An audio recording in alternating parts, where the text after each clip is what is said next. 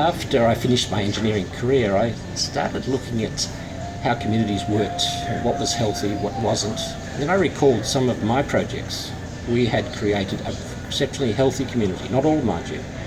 And it was one where people were really giving of their best and then doing it very unselfishly. So they had their responsibility for their work, the responsibility for their team, and the responsibility to the project and the company. So when your team had all of those levels, it was magical. I then applied it to some work I was doing with the Salvation Army, and in a very broad sense, looking at how do you enable a community, or what makes a healthy community. And once again, my engineer's mind went to, these things are built, they're elemental. They don't happen by magic, they happen because some people know how to draw the elements together. So I started to build up. I studied 10 communities, some in NGOs, some in corporate, some in community services. And I found there were some common themes that came through.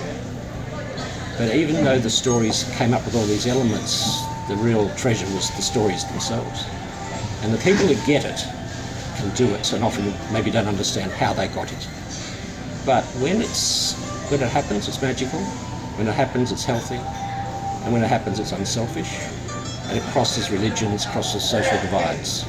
If you can do that, then I think you're in a better place.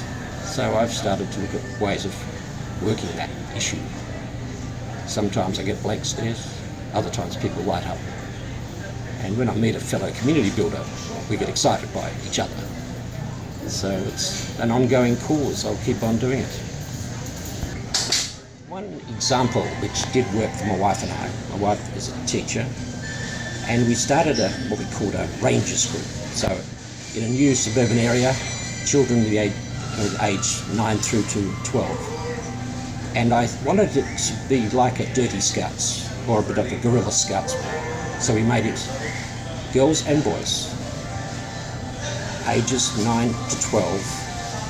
And as we started, we enlisted parents to become leaders as well.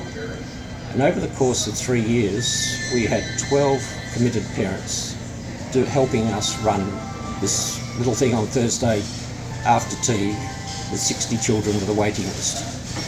And there was a sense of excitement about those 60 kids coming together and their 12 parents coming along and actually helping us, because we use the Scouts principle, one adult for every 6 children, so every child was being well cared for. And we used to come up with little modules of things to do. So based on the parent's skill, we'd create a module around horticulture if he was a lawn mowing contractor, or if he was a chemist, we'd do something about chemistry. And so we had these little learning modules as well as group time together. And when we got it, it was terrific. And then we'd go on 1 or 2 camps a year, and parents would come away on a camp with their child for the first time quite frightened, obviously. The child's only 9. And then 4 or 5 years after, one of the parents said, you know, I came along to the first camp and I thought I was a bit nervous, but this is my 4th camp now, and I will not miss them. I have as much fun as my child does. And those parents connected at different levels. My wife was running some little women's groups. And once again, it had an ethos, very open, all types. While we had a Christian background, we didn't lay that on. We just said, we're here to care for you. Why do we do it? Because we love doing it. And those kids now are all adults and having kids themselves.